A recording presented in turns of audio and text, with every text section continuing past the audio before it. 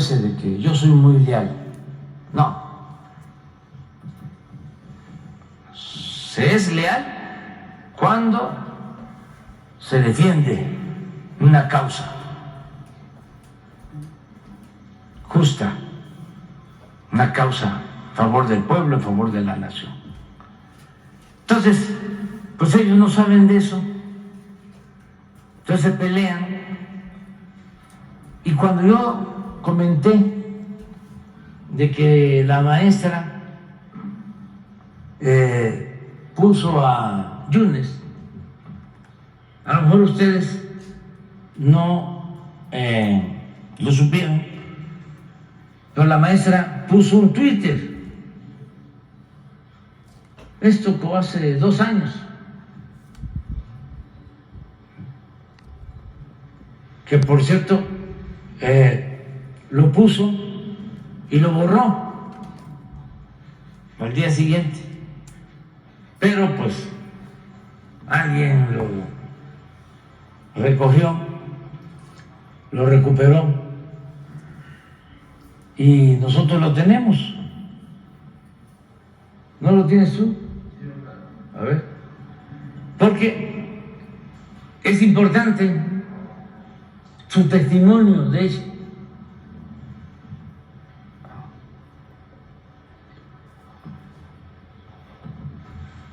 Porque no es el que plantea que no es cierto que ella haya recomendado a Yunes, sino lo que dice está peor,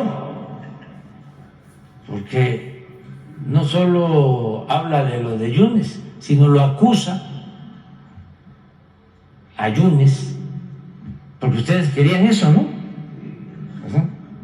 O sea, ni siquiera somos nosotros, o sea, es la maestra. O sea, López Dóriga y todos los que trabajan en Fórmula, ¿no?, van a buscar a la maestra para entrevistarla, seguramente. Pero yo nada más voy a poner lo que la maestra sostuvo. Y hay otra cosa que es interesante, saber si es cierto, preguntarle a la maestra, lo que sostiene que es gravísimo, de que la amenazó Calderón con movilizar al ejército si hacían un movimiento en el ISSSTE. No es para quienes ya estamos con más edad, ¿no?, y hemos vivido esto y otras cosas, sino es para los jóvenes. Ya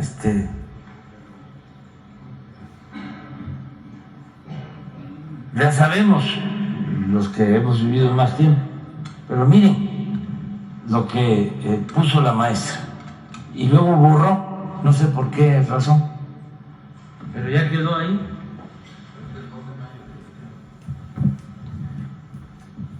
2 de mayo del 23, que esto lo comenté posiblemente, pues a lo mejor el día 1 o a finales de abril. Hicimos aquí un comentario sobre esto, sobre el fraude del 2006, y ahí la espero con el ejército, así tituló su Twitter. Es lo que le dijo Calderón a la maestra Elester. Ahí la espero con el ejército, dice la maestra.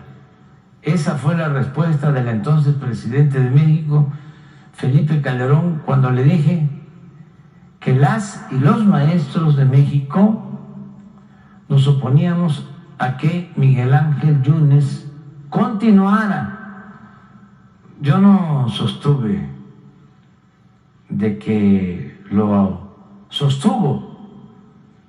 Yo lo que sostuve es que ella lo propuso.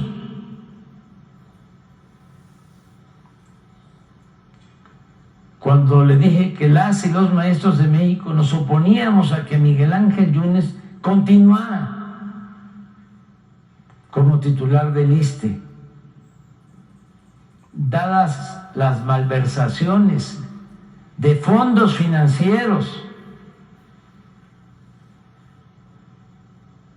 que con tanto trabajo las y los trabajadores al servicio del Estado logramos con la reforma a dicha institución. Aquí podríamos hablar de muchas cosas, pero esa reforma fue nefasta para los trabajadores.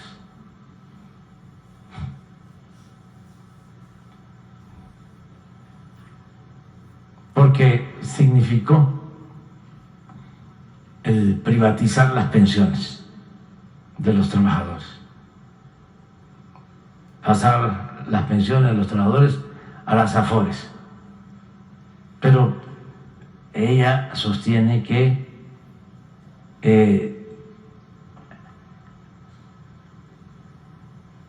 habían obtenido fondos por eso. Cuando me comentó, esto es lo que supuestamente le dijo Felipe Calderón, que Yunes estaba haciendo bien su trabajo, eso es lo que le dijo Calderón. Es creíble, porque Calderón siempre respaldó a Yunes y Yunes siempre respaldó a Calderón. No me dejó más alternativa que advertirle que tomaríamos las instalaciones del ISSSTE. Y justo esa fue su respuesta. Ahí la espero con el ejército. Así se llevan,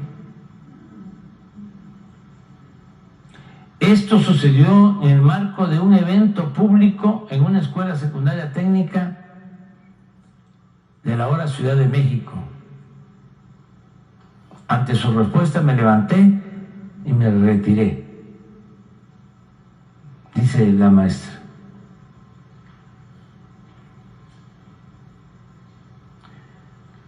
Recordemos que la elección y remoción del director del ISSSTE compete única y exclusivamente al titular del Ejecutivo Federal, eso ya se sabe, y no a una servidora, también se sabe. Por ello, en relación a las declaraciones hechas por el presidente Andrés Manuel López Obrador el pasado, ahí está, 28 de abril, que hablamos de eso, del presente año, sobre mi persona y la gestión del señor Miguel Ángel Yunes al frente del ISSSTE, le digo categóricamente que no participé en acto ilícito alguno, como me acusa desde su tribuna. Yo no le acusé de ningún acto ilícito, nada más que participó en el fraude electoral. Siempre me he conducido conforme a derecho y respeto a las instituciones de este país y desde luego a la investidura presidencial. Por ello, señor presidente, basta de falsas acusaciones a mi persona. Esto es lo que puso ella y al día siguiente o el mismo día lo borró. Pero como pues yo soy historiador, fíjense, me interesó mucho el texto porque es la historia. Ahora yo les hago una pregunta. Que levanten la mano los que sabían de este tuit, de los que están aquí. Fíjense. imagínense, muy poquitos, muy poquitos. Si ustedes que se dedican a la información no sabían, imagínense el pueblo, menos. Entonces, por eso es importante todo esto, ¿no? Por lo que preguntas y lo de el IMSS, por favor. Son empresas supuestamente vinculadas a Roberto Madrazo. Sí. Muchas gracias, señor presidente. Desde el 8 de agosto, David Pérez había preguntado aquí en la mañanera sobre ese procedimiento, esa licitación pública, y se habían también traído toda la información, se puso a disposición de ustedes. Se comentaba entonces del diagnóstico que se había hecho el año pasado sobre las máquinas de anestesia que generaban el mayor número de cancelaciones de cirugía.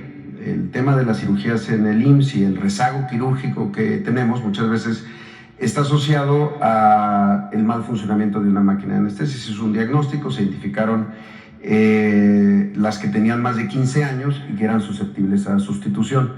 A partir de eso fue que se elaboró toda una licitación por partidas, que es algo que no se hacía antes tampoco. Se hacían licitaciones nacionales y generaban que ganaran muy pocas empresas. Ahora se hace por partidas, participaron varias empresas. Muchas empresas también, a la hora de no ser ganadoras, buscan litigar de otra manera, muchas veces en medios, su situación. En el caso de las que son ganadoras, en ninguno de los dos hay una vinculación de relación de ninguna naturaleza, ni con el señor Madrazo, ni las empresas asociadas a su grupo. Hay un informe del testigo social de la Secretaría de la Función Pública sobre todo este procedimiento. También se había hablado de que otra de las empresas estaba inhabilitada, tampoco estaba inhabilitada. Entonces, no, el procedimiento ocurrió así. Lo que nos va a permitir pues es incrementar el número de cirugías con estas nuevas máquinas, y además lo que contempla la contratación respecto al mantenimiento correctivo, preventivo y algunos bienes de consumo, para que estén siempre en óptimo estado. Una cosa bien importante sobre este asunto, que tenemos una responsabilidad todas las instituciones de atención médica. Los anestésicos son medicamentos controlados que deben de tener siempre, estamos obligados a darles toda la trazabilidad. Estas nuevas máquinas tienen monitores que permiten saber cuánto se está usando de cada anestésico en cada intervención quirúrgica, evitando pues también el robo hormiga de este tipo de medicamentos, que son muy delicados, y por eso tienen un establecimiento de control y una obligación de nosotros por hacerlo así. Gracias. Y ya muy rápido, presidente, preguntarle de lo que usted decía ya de la Suprema Corte de Justicia de la Nación. Hubo sesión el día de ayer, la ministra Norma Piña, no sé si Jesús o alguien de comunicación le pasó lo que dijo la ministra ayer, que justamente se adelantó usted en alguna medida al tema.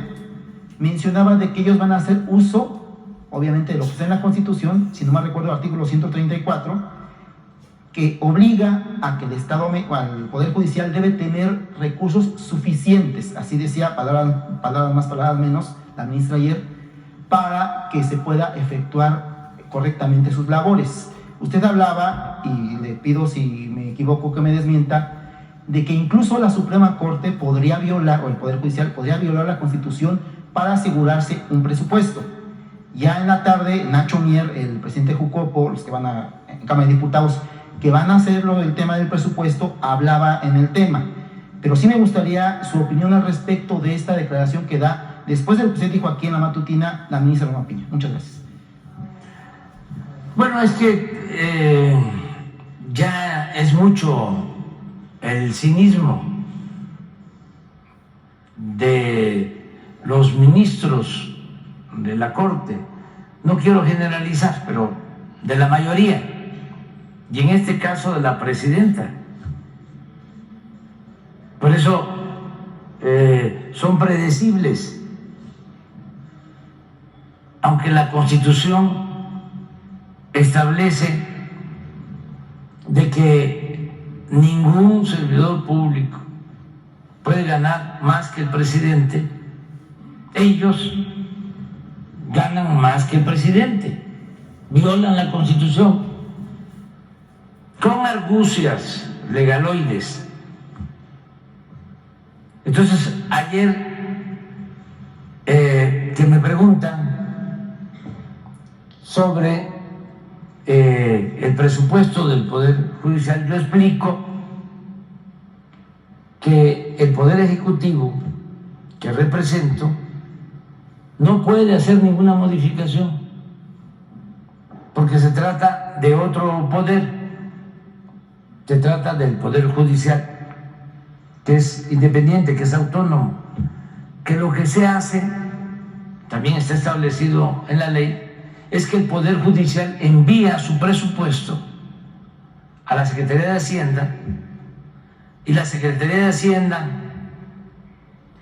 envía el presupuesto completo, incluido el del Poder Judicial, sin ninguna modificación, porque no tiene facultad para eso. No es como el caso del presupuesto del Ejecutivo, donde sí la Secretaría de Hacienda puede hacer cambios a lo que solicita una secretaría. Le puede decir, estás pidiendo más o no te va a alcanzar para el proyecto, y se hacen ajustes. O la misma Secretaría de Hacienda, que tiene que ver también con los ingresos, le puede decir a una secretaría o a todo el gobierno que tiene que ver con el Ejecutivo de que el techo financiero, porque no se van a aumentar impuestos en términos reales, porque no va a aumentar el precio de las gasolinas, porque va a continuar la austeridad, es de tanto. Se fija de acuerdo a lo que se estima va a crecer la economía, de acuerdo a lo que se estima se va a recaudar. Eso es lo que puede hacer el Ejecutivo, y ya contempla, tiene un estimado de lo que puedan mandar los órganos autónomos. Entonces, el conjunto se envía a la Cámara de Diputados, se envían la ley de ingresos para que se tengan los recursos y se pueda financiar el presupuesto, y se envía también el presupuesto anual. Se aprueba primero la ley de ingresos y luego se tiene que aprobar el presupuesto. En la ley de ingresos interviene, de acuerdo a la Constitución, el Senado y la Cámara de Diputados. En la aprobación del presupuesto es facultad exclusiva de la Cámara de Diputados. Entonces, la Cámara de Diputados puede, lo ha hecho, hacer ajustes a lo que envía el Ejecutivo y desde luego a lo que envían los organismos autónomos. Es su facultad constitucional. Pero ayer dije que era tanta la prepotencia y el cinismo en el Poder Judicial que eran capaces de no respetar el mandato constitucional, y que si la Cámara de Diputados decidía una reducción a su presupuesto, que dicho sea de paso está excedido, no es que les haga falta, tienen de más, porque además del presupuesto tiene un fideicomiso de 20,000 millones de pesos. Creo que están solicitando como 80,000 millones. 84,000. Pero aparte de eso, tienen 20,000. Bueno, sí, porque se va incrementando. 25,000 de fideicomiso, de un fideicomiso para tener reservas y financiar todos sus excesos.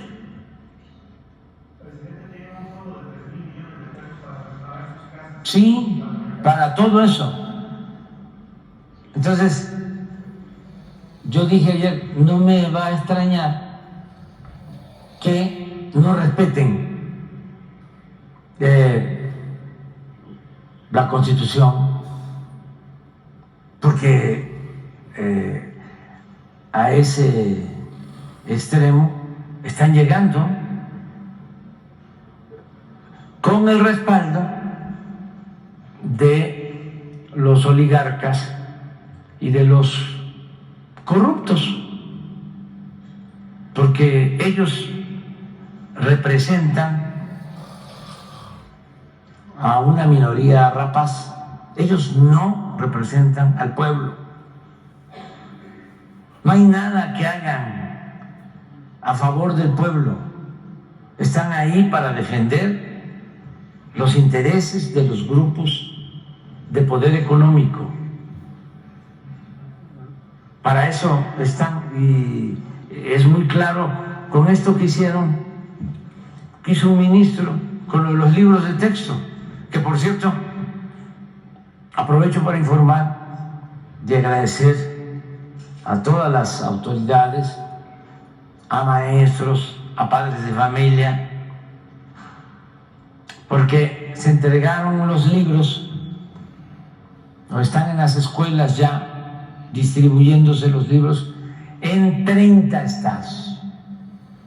Solo 2 no entregaron libros, 2 estados, Chihuahua y Coahuila, porque la gobernadora de Chihuahua y el gobernador de Coahuila presentaron controversias constitucionales y un ministro que está bien asociado con potentados decidió resolver que no se distribuyeran los libros mediante un amparo, una suspensión.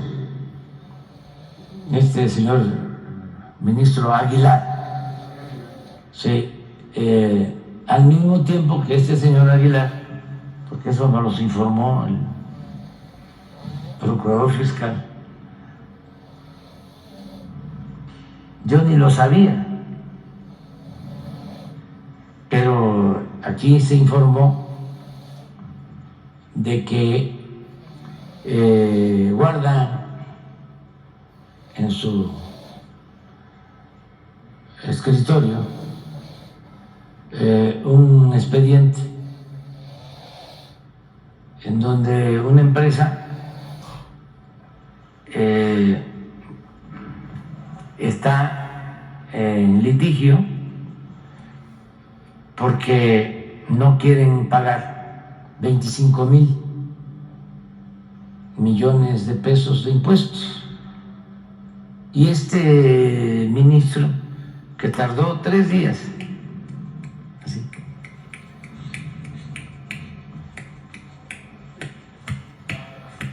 fast track,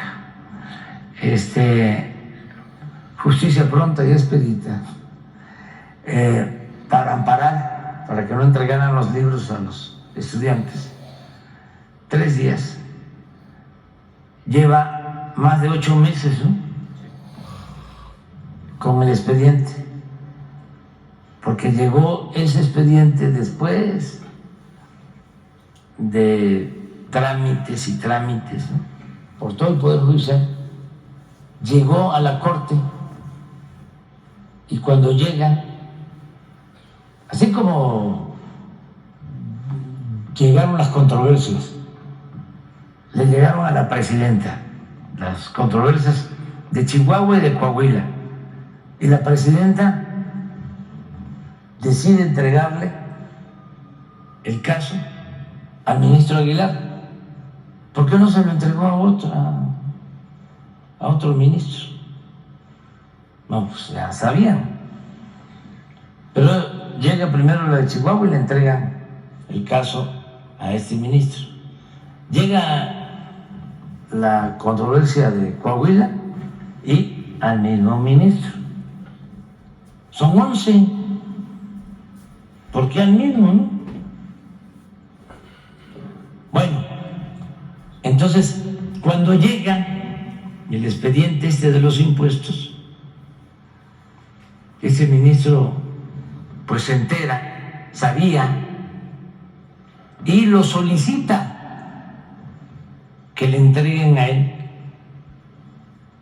el expediente. ¿Cuál es el procedimiento ahí, abogado? ¿Con la Corte? Sí, o sea, ¿por qué no lo explica un poco? Para ilustrarnos a todos, ¿no?, conocer más. O sea, el derecho, como la economía, como la política, no es asunto nada más de los abogados, ¿no?, o de los economistas o de los politólogos, es asunto de todos, ¿no? ¿No es así? Todos tenemos que tener más información. ¿Cómo es el procedimiento? Sí. En este caso del expediente. Del O sea, fiscal. ¿por qué lo pide él? ¿Del fiscal? Sí. Ok, en el caso...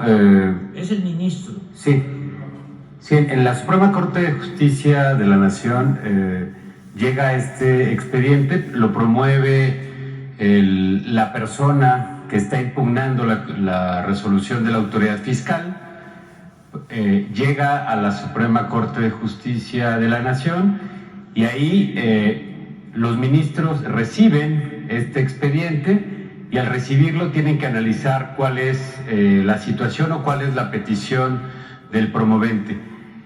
La misma ley establece que tiene que ser un caso novedoso o relevante para que lo pueda conocer la Corte y entrar a su estudio. Porque recordemos que hay miles, hay cientos de juzgados, cientos de jueces y magistrados, y la Corte no podría conocer de todos estos casos en última instancia.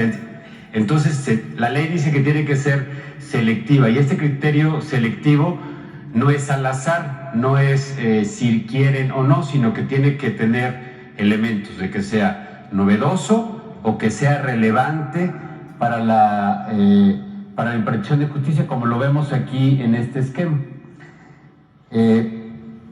Una vez que la Corte lo recibe, se presenta ante los ministros y si alguno desea conocer el asunto, puede solicitar le sea turnado, pero podrían rechazar también conocer del asunto, por lo mismo, porque no es ni novedoso ni es relevante. Lo que consideramos nosotros debió ocurrir es que al no ser novedoso ni relevante tenía que haberse rechazado y regresar al tribunal colegiado para que éste emitiera la sentencia definitiva y se constituyera en una cosa juzgada. Y al ser cosa juzgada, ya tenía la autoridad la facultad de ejercer el cobro por los mecanismos que se consideran incluso coactivamente. Pero en este caso, señor presidente, compañeros, el ministro decide solicitar, se le turne este primer asunto para analizarlo y hacer un proyecto a sus pares. Recordemos que pudieron haberlo rechazado desde ese momento y regresar al colegiado, pero lo solicita y está obligado por ley en 15 días a presentar un proyecto. No lo hizo en los 15 días que marca la ley. Meses después presentó un proyecto mismo que retiró. Esto no se informó, señor presidente, en la mañanera pasada, pero presentó un proyecto, lo enlistó, en el que originalmente, si mal no recuerdo, rechazaba el recurso y lo regresaba al colegiado, pero lo bajó. Y después ingresaron 2 recursos más. Tampoco se ahondó en ello en la mañanera pasada. Y también solicitó el turno de estos 2. Suman 3 asuntos que están en la ponencia del ministro, pero el que originalmente motivó y el que tiene estos 8 meses desde que le fue asignado, pues es que abordamos en la mañanera, señor presidente. Ya aprendimos, ¿verdad? Siempre se aprende, siempre. Entonces, ojalá y resuelva en un sentido o en otro, pero que no guarde ahí el expediente. No le estamos diciendo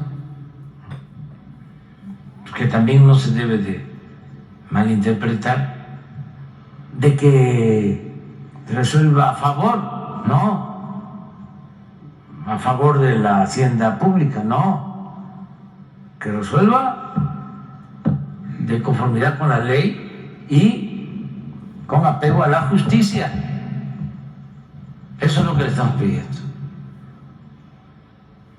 Es llevar a la práctica lo que decían los buenos abogados de la época liberal. Al margen de la ley, nada. Por encima de la ley, nadie. Y esto aplica para todos. Por eso, si los vigilantes de que se cumpla la Constitución la violan,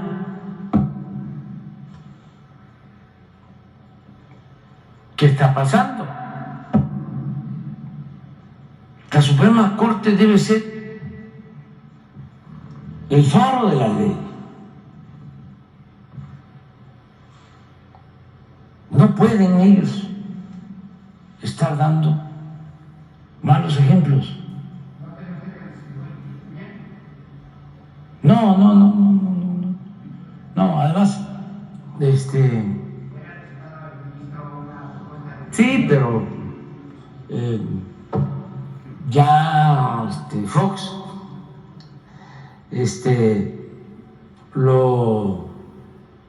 lo intentó y con la complicidad precisamente de la Corte.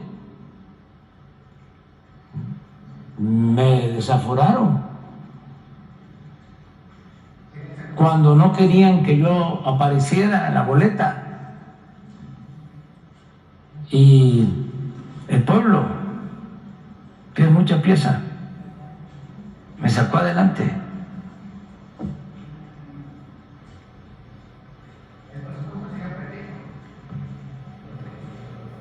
No, porque no depende de mí.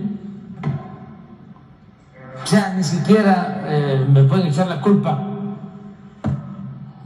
de que yo les recorté el presupuesto, porque es facultad del Congreso. Y además yo voy a enviar su presupuesto. Y sí tengo que andar con cuidado porque son muy turbulentos. Y no creo que por decir esto también me vayan a sancionar, porque puedo probarlo, de que son truculentos. Bueno, lo estoy probando, que no es un acto tramposo el mantener ahí un expediente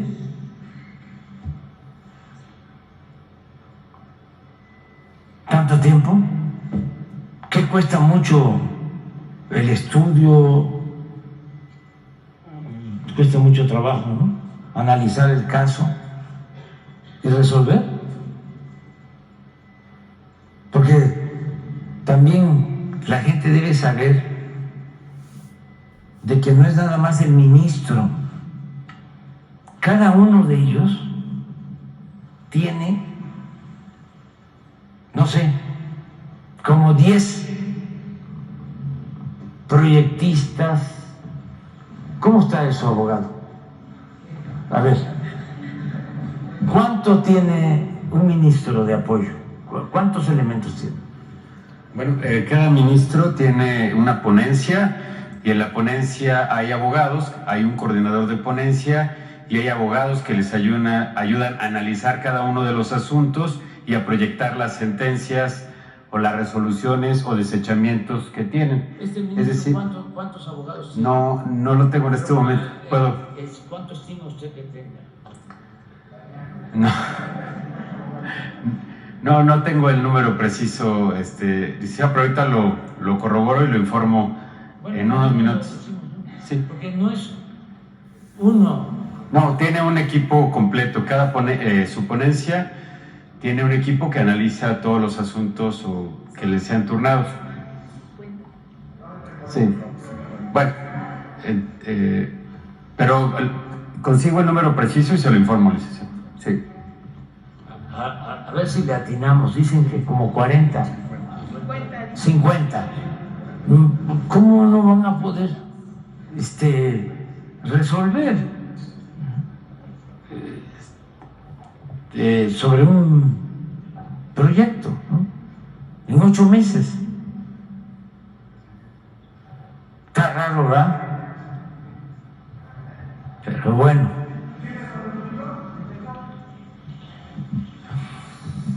Gracias, presidente. Esteban Durán, Vanguardia de Veracruz.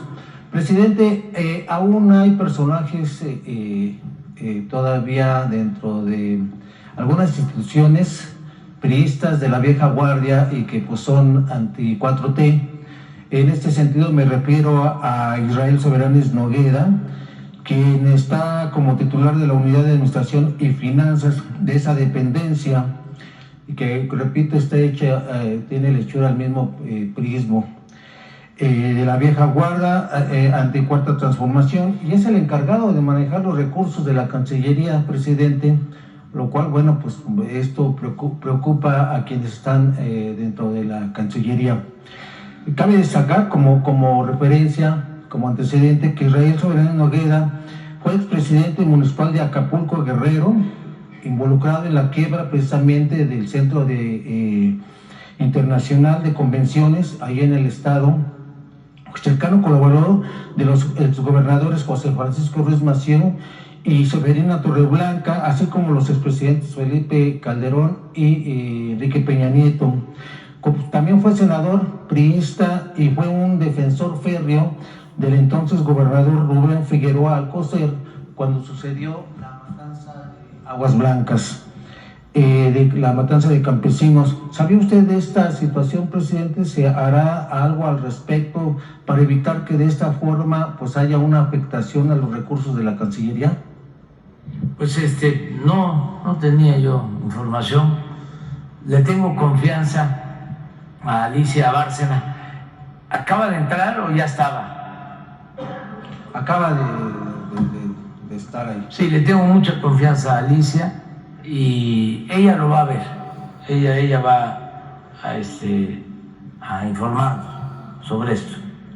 Bien, gracias, presidente. En el mismo sentido, dentro de la Secretaría de Relaciones Exteriores hay una situación, un problema que tiene una señora llamada Vidagnes Camejo Hernández, que tuvo un problema con su pasaporte, no se lo querían dar. Ella pues tuvo un problema penal, sin embargo la Fiscalía General de la República le notificó mediante oficio a la Secretaría de Relaciones Exteriores que no había ya ningún delito que perseguir, como se pretextaba para evitarle el documento allá en el estado de Durango. A ella le dijeron allá que era imposible que le extendieran este pasaporte para que ella pudiera salir del país, pero no se lo han dado. Ella tiene la necesidad de salir. Ella es cubana, pero ya se nacionalizó mexicana. Ella tiene necesidad de salir para llevar a su hija de 14 años, que nació aquí en México, y atenderle un problema de diabetes progresiva aguda y que no lo pueden resolver aquí en la Ciudad de México. Por eso pide también, igualmente, se le puede atender en ese sentido y que la Secretaría de Seguridad Exterior le pueda expedir el documento, presidente, el pasaporte. Lo hacemos, lo vemos con Jesús para que le ayuden en relaciones. En otro tenor, presidente, el 25 de mayo del año pasado, a pregunta expresa de los ferrocarrileros de la Reconstrucción Nacional, Frente Ferrocarrilero de Reconstrucción Sindical, el Ferro, y al reconocer usted que hubo un daño causado a los ferrocarrileros con motivo de la privatización de los ferrocarriles nacionales de México, usted instruyó a la Secretaría de Gobernación a elaborar el proyecto de justicia social. Para ellos, en la actualidad, prácticamente están en la fase final, ya para concluir este asunto. Únicamente su Consejo de la Judicatura Federal ha dicho que por tener exceso de trabajo no puede participar en la reunión de trabajo solicitada. Ellas piden igualmente su intervención, presidente, y le preguntan que si esto es prioridad para su gobierno o no el resarcimiento de daños causados a los exferrocarrileros y a su familia. Hay preocupación en en Ferro, porque algunos de ellos ya murieron en el intento de que se les haga justicia y hasta el momento pues no ha habido ninguna de esta situación. Todos son de la tercera edad y siguen confiando en usted para que de esta manera haya solución a su problema, presidente. Sí, que lo vea Luisa María, alcalde, la secretaria de Gobernación, que ellos busquen a través de Jesús una audiencia y se entrevisten con la secretaria de Gobernación, porque sí, en todo lo que podamos nosotros ayudar, lo vamos a hacer. Inclusive con el cambio de titulares, presidente, esto se ha quedado pausado. Sí, pero ahora, además, Luisa María viene de la Secretaría del Trabajo, tiene mucha sensibilidad y está a favor, pues, de la justicia laboral. Tiene convicciones, como también la han tenido y la tienen quienes trabajan en nuestro gobierno. Mucho respeto a la gente y atender sus denuncias, más cuando son víctimas de injusticias. Entonces, sí, que se vea. La única limitante es nuestra posibilidad económica, porque es muchísimo el rezago. Son 36 años de abandono. Esto que estamos viendo en el ISSSTE. Se dedicaron nada más a saquear. Entonces dejaron en el suelo, tirado, todo el sistema de salud, pero así quedó todo. Despidieron a miles de trabajadores. No les reconocieron sus derechos. Estamos hablando de electricistas, de mineros, de ferrocarrileros. Todo el proceso de privatización dejó una cauda de injusticias. Hay muchísima gente y esto con trabajadores, pero lo mismo pasó en el campo con despojos. Acuérdense que Salinas modificó el artículo 27 constitucional. Nadie se había atrevido a tanto como estos tecnócratas. Mendigo. pusieron las tierras ejidales, la propiedad social al mercado. Entonces, también campesinos despojados por todos lados, que tenían sus parcelas y ahora son peones o tuvieron que irse a buscar trabajo del otro lado de la frontera. Muchísimas injusticias. Entonces, nosotros vamos a seguir diario o permanentemente estamos haciendo justicia. Por ejemplo, lo de Mexicana, lo mismo con los campesinos, con los indígenas, con los yaquis, constantemente, hasta donde podemos, evitar desalojos, injusticias. Por eso también es muy importante que continúe la transformación,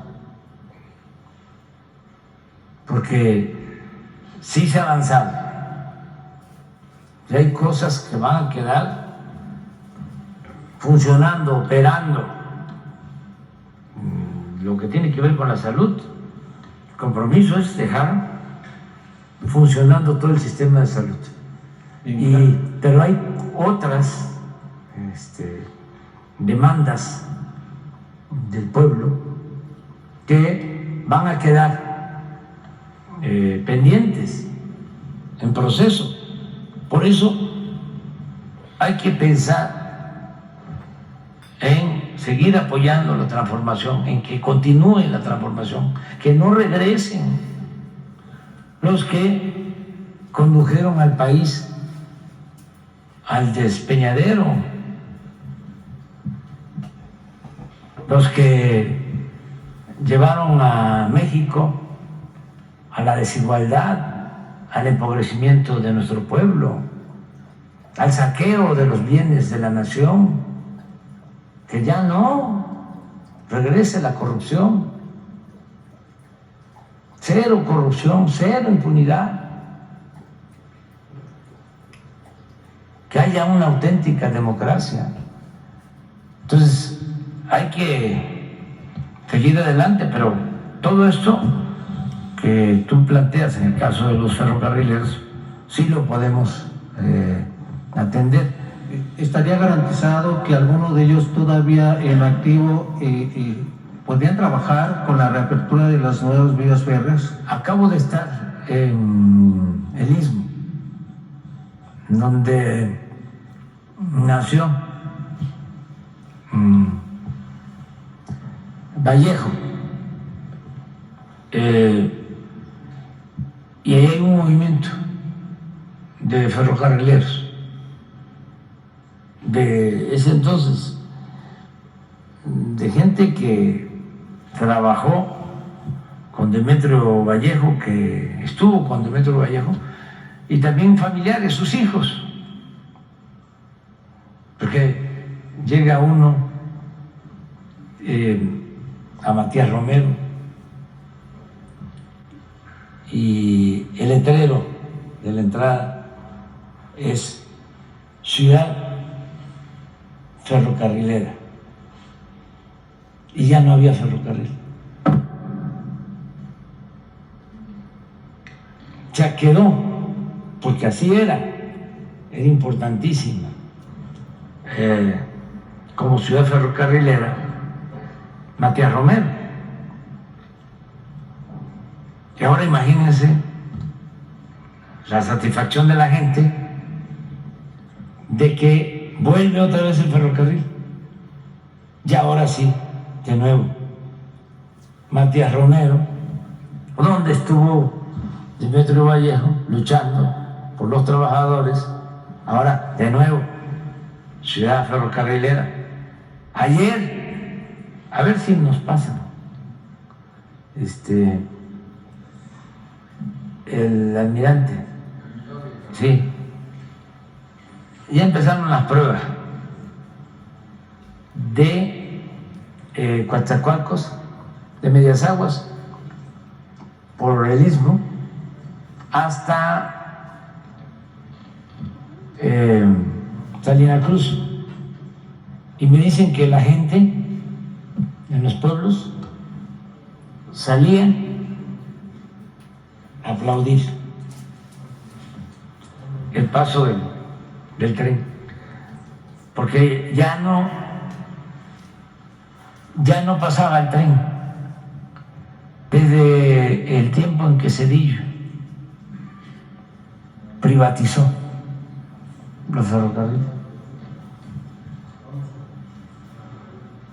Hoy están probando las vías, pero miren la gente, los que tienen más edad saben la importancia del tren.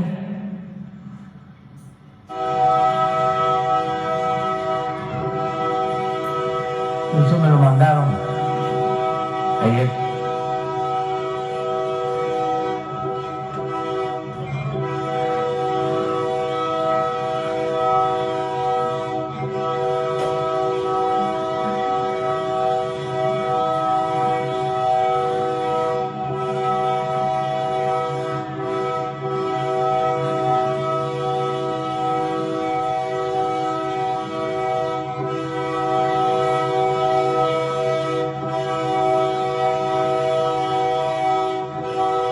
Todavía son los primeros. Hay un paso ahí que se llama Oreja del Conejo, que es un cañón que está cañón.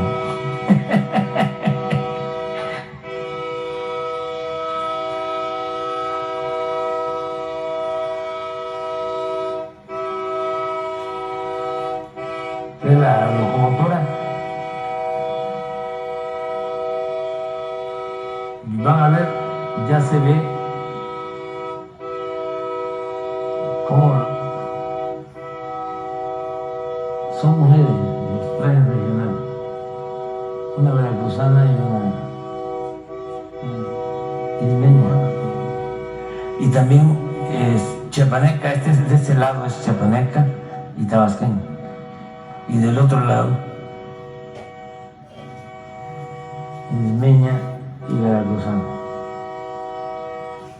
Bueno, ya estamos ahí. Sí, presidente. Gracias. Finalmente, presidente. Pues eso en la noche.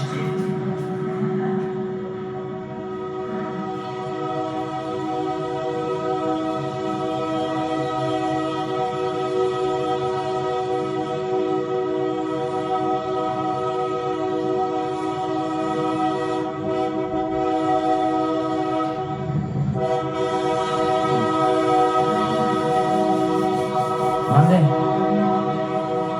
Sí. Sí, no, esta ya se tenía, pero no completa. O sea, se tenía ya se había recuperado de Salina Cruz a Medias Aguas. Pero de Medias Aguas a Coatzacoalcos sí estaba concesionado a Grupo México, aun cuando se había establecido con anterioridad por ser el istmo de Tehuantepec, tenía que considerarse como una línea de protección del Estado por cuestiones de soberanía, por el istmo. Sin embargo, habían entregado la concesión. Entonces se rescató la concesión, se llegó a un acuerdo y ya se tiene todo el istmo. Ya se recuperó eso. Sí, finalmente, presidente, trabajadores de Luz y Fuerza, quienes fueron despedidos en el sexenio de Calderón, le reconocen pues que usted haya cumplido, que no quedaría ninguna obra inconclusa en su administración, como lo es el Tren Maya, el AIFA, Dos Bocas. Sin embargo, ellos piden también que se tome en cuenta el compromiso que usted adquirió con ellos, pues para que se cumpla lo que ellos han estado buscando durante tantos años después de este despido que pues les afectó a miles de ellos. ¿Qué hay con los electricistas de Luz y Fuerza, presidente, en este sentido? ¿Ha habido avances en las jubilaciones que ellos están pues demandando? ¿Qué opinión, qué hay con la opción laboral para los demás que también están buscando pues incorporarse laboralmente en el sector federal? Y si se sabe que está usted tratando estos temas con Rosendo Flores, ¿se puede adelantar algo sobre lo que usted ha platicado con Rosendo Flores al respecto, presidente? Se está trabajando con ellos y estamos buscando que se resuelva para todos, porque lamentablemente hay una división en las filas de los trabajadores. Y lo que queremos pues es ayudar a todos sin meternos en las diferencias que tienen, pero se está avanzando y lo vamos a seguir haciendo para los jóvenes. Durante muchos años, décadas, fue muy difícil en México que existieran sindicatos verdaderamente democráticos. Décadas. Por eso, cuando surge Demetrio Vallejo como dirigente de los ferrocarrileros y se lleva a cabo un movimiento de democratización del sindicato, lo encarcelan. Vallejo estuvo en la cárcel, como también fue a la cárcel por lo mismo Valentín Campa y muchos otros dirigentes. No había democracia sindical, era una sola corporación sindical la que dominaba. Muy pocos sindicatos democráticos. Uno de ellos era precisamente el SME, el Sindicato Mexicano de Electricistas, porque antes se había intentado que el SUTEN se democratizara, por eso fue el movimiento de Rafael Galván, con la tendencia democrática, pero no pudo Rafael, un gran dirigente, y el SUTEN siguió siendo manejado con las prácticas de siempre. Entonces nada más quedaba como sindicato democrático completo el SME, y con los neoliberales empiezan a dividirlos.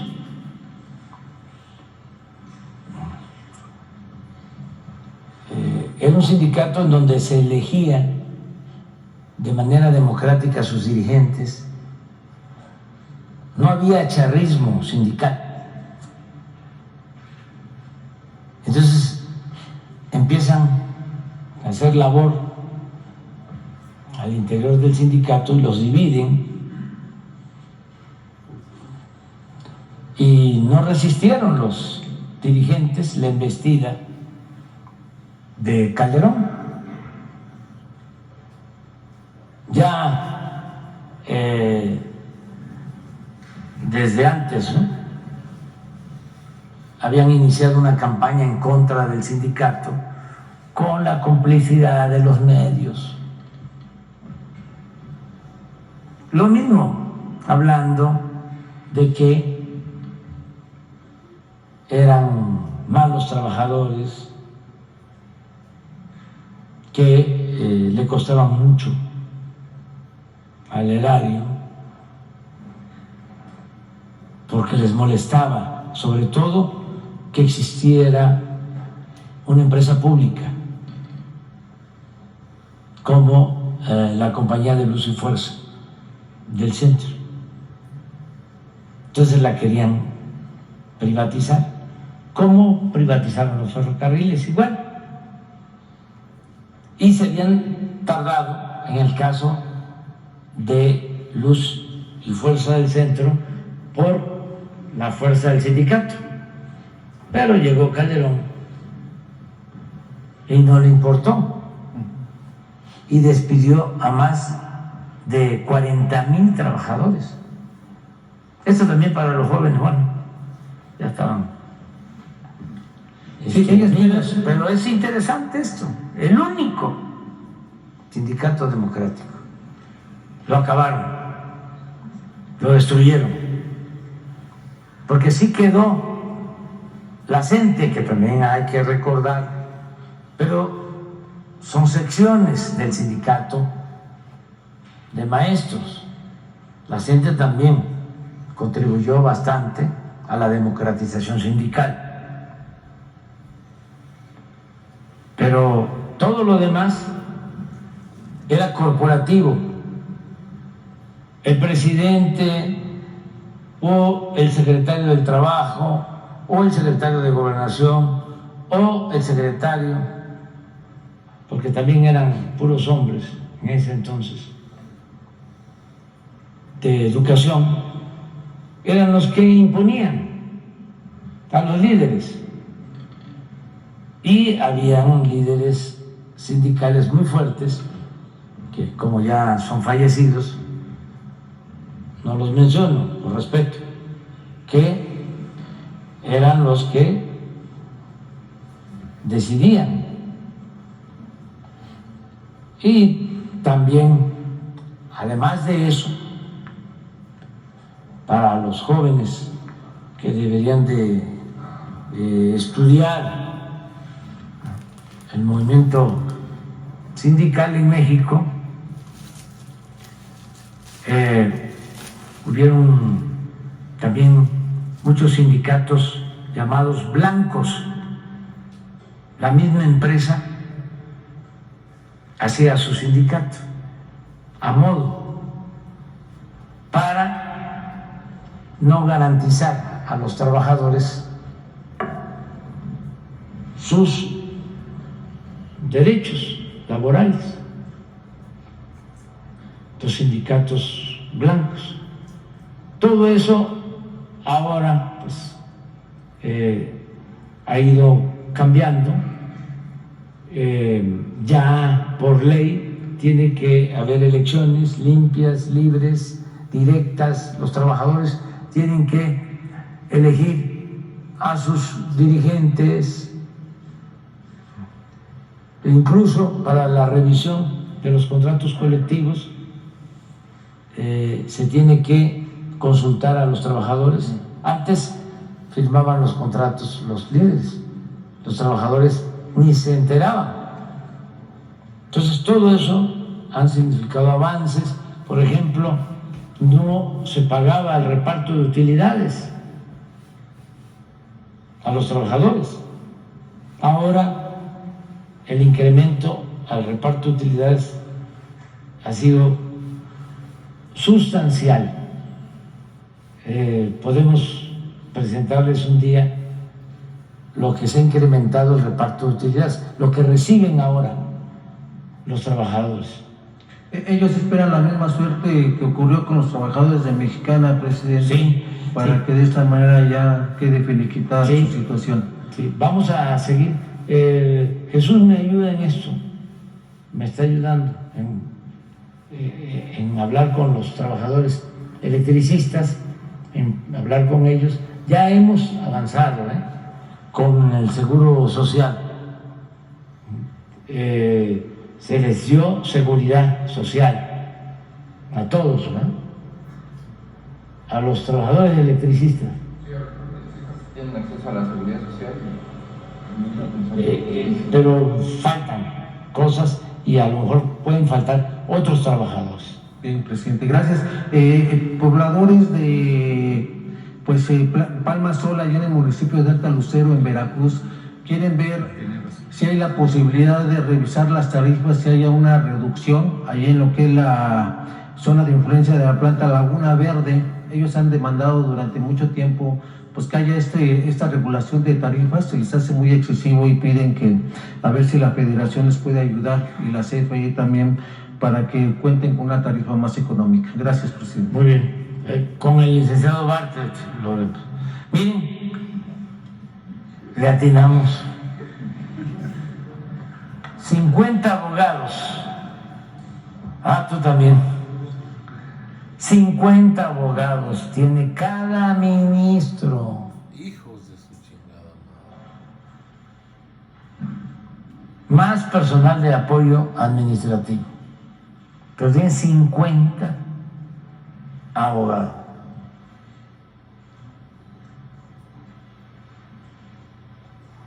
Porque no se piense que, a ver, es que el ministro ¿sí? tenía que hacer él la resolución del proyecto, ¿no? Para presentarlo al pleno. Y tenía que dedicarle una semana completa, ¿no? Y desvelarse y estar consultando leyes y derecho comparado con lo que sucede en otros países y códigos y todo, ¿no? Tesis, jurisprudencia, etcétera, etcétera, etcétera. Muy bien.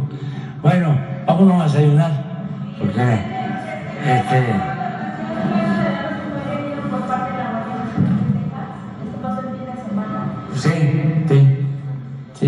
sí, ya se está atendiendo relaciones. Lo que se sabe es lo que tú acabas de mencionar, que la Guardia Nacional de Texas, ¿sí?, asesinó a un migrante en Juárez. Sí, eso es, ¿verdad? No hay. ¿Fue un incidente y se está investigando si fue un asalto o fue una caravana de migrantes?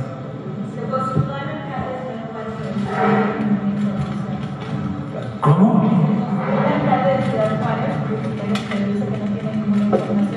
No, pero sí se está haciendo la investigación con la Cancillería. Nosotros informamos. ¿Sí? Y también, afortunadamente, es muy probable que lo que se difundió en redes sociales sobre un posible presunto secuestro de un hijo de un exgobernador de Morelos no sea cierto, y lo deseamos que no sea cierto. ¿Sí? Para los estados de oposición que finalmente se entregaron los libros. Por ejemplo, en Querétaro creo que se entregaron también cuadernillos a todos. Ah, sí, pero lo importante, y hay que agradecer, que en 30 estados los gobernadores ayudaron para que se entregaran los libros. Y si se van a entregar cuadernillos complementarios, pues eso es hasta bueno. Los mismos maestros lo recomiendan. No solo los libros, que se tengan los libros de texto es muy importante porque es lo básico. Pero si se pueden tener libros de consulta o otros cuadernillos también. Y en el Estado de México, entonces, finalmente prevaleció esto de que solo el amparo. Sí, así es, porque se habló con el gobernador. ¿Se acuerdan que aquí mencionamos que habían dos criterios? Uno, acerca de que aplicaba para todos, que no se repartieran los libros, que ese era un criterio que se tenía en la dirección jurídica del gobierno del Estado de México, y el otro criterio era el de los abogados de la Secretaría de Educación Pública, de que solo podía aplicarse para los que habían solicitado el amparo, 20 personas o familias, ¿no? Entonces hubo una reunión ayer y se llegó al acuerdo de que se entregaran los textos, y el gobernador del Estado de México estuvo de acuerdo, o sea, y como otros gobernadores. Sí, ellos mismos fueron expresando de que iban a entregarlos. O sea, solo en estos dos casos, por las controversias y por esta situación que ya hablamos bastante, ¿no? Pero yo celebro mucho que se ayude a que se entreguen los libros, que no se deje la gente, ¿no?, como sucedió, que no se deje manipular, porque no les funcionó a los que quisieron sacar raja política, no les funcionó, fallaron, fracasaron, porque ya es otro pueblo. Entonces, imagínense, empiezan diciendo, ¿no?, de que se va a inyectar el virus del comunismo en los libros. Falso, completamente. O sea, mentira. No pudieron demostrarlo, porque no hay nada que lleve a ese propósito. Sí, al humanismo, desde luego, y a la ciencia. Entonces, muy tendenciosos quisieron, ¿no?, espantar con eso.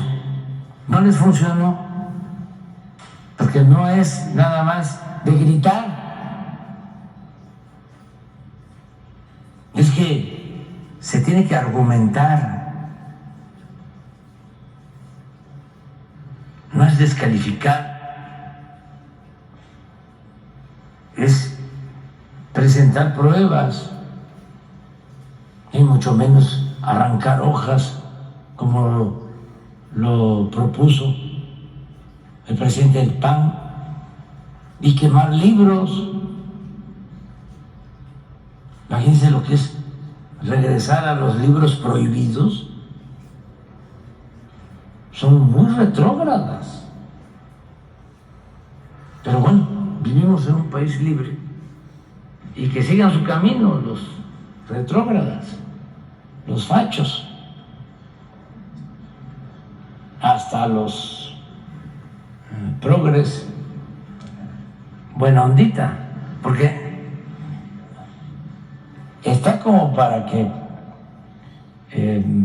Jesús, ya ahora no, porque nos vamos al desayuno, pero que pongas el manifiesto, porque les debería dar pena, porque hay gente ahí firmando que yo los tenía pues en otro concepto, lo de los libros de texto, y resultaron como torquemadas, o sea, de la Santa Inquisición, pero se la dan de progresistas, de liberales. Entonces, a ver si mañana, ¿no? Sí, para que queden también ahí, porque luego ni se entera la gente, ¿no? Y siguen engañando de que son progres. Entonces, agradecer mucho, agradecer bastante esto, fue muy importante. Y luego se fueron ya por la cuestión de la diversidad sexual. Como no pudieron demostrar de que era inyectar el virus del comunismo, se fueron, ¿no?, a un cuestionamiento acerca de la diversidad sexual, también muy atrasado, porque estamos hablando de libros de secundaria que tienen que ver con la información que deben de tener las muchachas, los muchachos, los jóvenes. ¿Cómo no vamos a tener formación? Son cosas fundamentales, pues. Hay que informar y hay que respetar. A mí no me gusta la palabra tolerancia, me gusta la palabra respeto. Que tolerar es, a ver, te voy a aguantar, ¿no? No, es respetar, respetarnos, todos, somos libres. Entonces, ¿cómo me voy a meter yo a cuestionarte sobre tu preferencia sexual? Tenemos que respetarnos todos, pero es parte del atraso. Y también los progres, buena ondita, porque todos estos conservadores, no crean que cuando hablo de conservadores fue algo que se me ocurrió utilizar este término, este concepto. No, lo pensé bien, porque si se habla de derecha no se entiende, no es lo mismo. El término, el concepto conservador es más profundo y tiene que ver con el que defiende el statu quo, el que no quiere que cambie nada. Y desde luego es defender pues privilegios. Por eso son conservadores.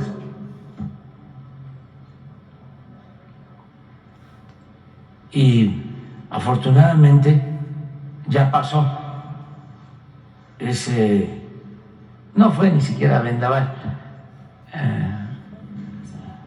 ese aire autoritario, intolerante y conservador. Ya sucedió y a ver qué va a pasar ahora en Chihuahua y en Coahuila. Sí, también. En todos lados, todos, 30 estados. ¿Hoy tendrán sus libros los niños, presidente? ¿Mande? ¿Ya tendrán los niños tendrán hoy a la salida de la escuela, tendrán sus libros ya? Lo que es primaria, todos. ¿Los 30? Sí, en los 30. O sea, ya están en las escuelas, pues. Ya los están entregando, distribuyendo. Faltan los de secundaria que están por llegar. Nada más, pero preescolar y primaria sí, en las 30. Y muchas gracias a las mamás, a los papás, porque pues ellos también ayudan. Estoy seguro que están revisando o ya revisaron los libros, porque es la escuela y es la casa.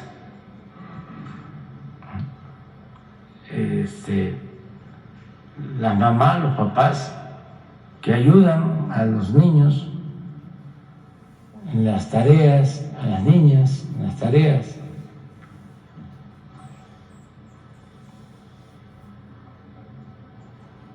Es todo. Eso es muy importante, la educación pública, muy importante. Sin eliminar, prohibir la educación privada, no.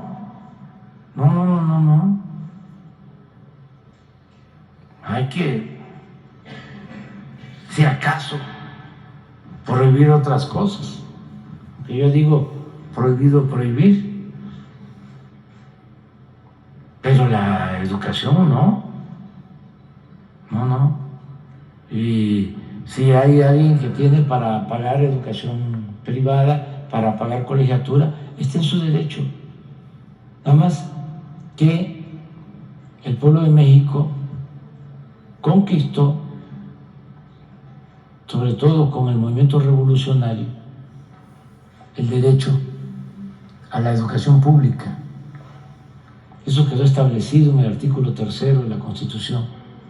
Cómo se consiguió el derecho a la tierra en el artículo 27, cómo se consiguió por la revolución el derecho a un salario justo, a una jornada de 8 horas y a otras prestaciones, y quedó establecido en el artículo 127 de la Constitución. Esos 3 artículos son fruto de la lucha del pueblo mexicano. 1 millón de mexicanos que perdieron la vida por la violencia, por el hambre, por las epidemias. Entonces son conquistas. Por eso el neoliberalismo fue nefasto, porque todo eso que se consiguió con esfuerzo, con sacrificio, con muchas fatigas, con la vida de muchos mexicanos, lo quisieron echar para atrás, borrar todas esas conquistas sociales. Afortunadamente, ahora estamos en una nueva transformación y se están reivindicando todas esas conquistas logradas por el pueblo de México. Y eso es lo que significan los cambios. Y lograr estos cambios respetando el derecho a disentir, sin reprimir a nadie, sin perseguir a nadie, sin censura,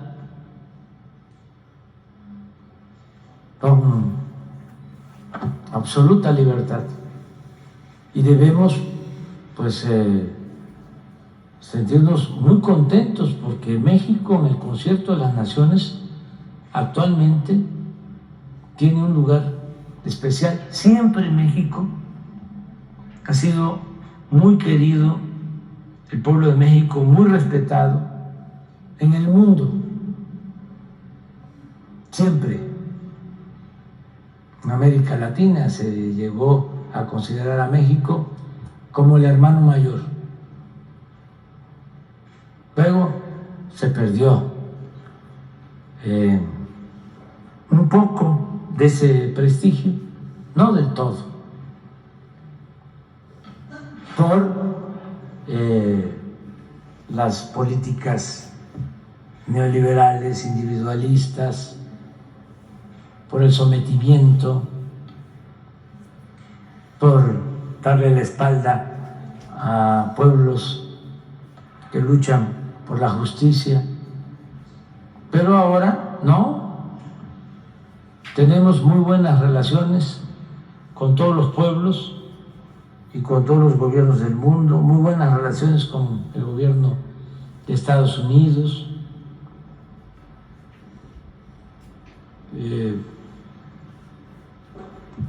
Logramos, ahora estaba viendo que están amenazando con cerrar fronteras, los precandidatos en Estados Unidos, con sanciones, pero es por la temporada, no pasa nada. ¿Y saben por qué? Además de que ya se logró que se respete a México, hacer valer nuestra independencia, nuestra soberanía. También en Estados Unidos están actuando con más respeto hacia México las autoridades. Acuérdense que siempre hablo de que el presidente Biden sostiene que nuestra relación se da en un pie de igualdad, entre iguales, y somos vecinos, buenos vecinos. Hay una política de buena vecindad. Y hay algo también importante: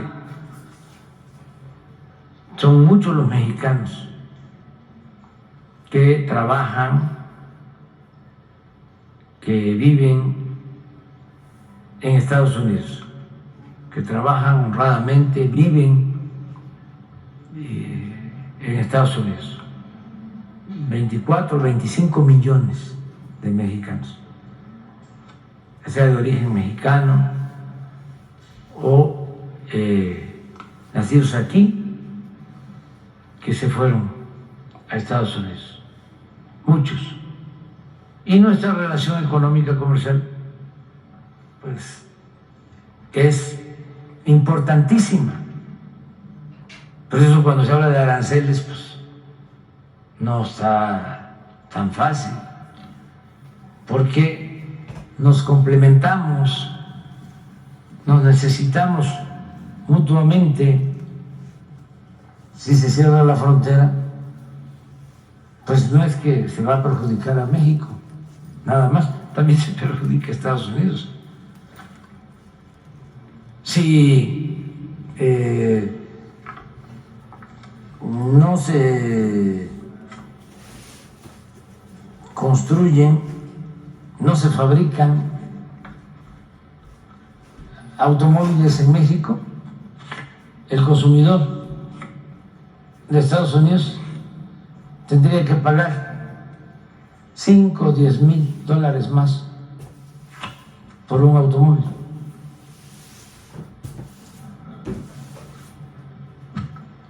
Por poner un ejemplo. Entonces, vamos muy bien, y sin olvidar dos cosas, ¿no? Primero, que la mejor política exterior es la interior, que no podemos ser candil de la calle y oscuridad de la casa. Eso primero. Y lo segundo es que por el bien de todos, primero los pobres. Y ahora sí, vámonos a desayunar.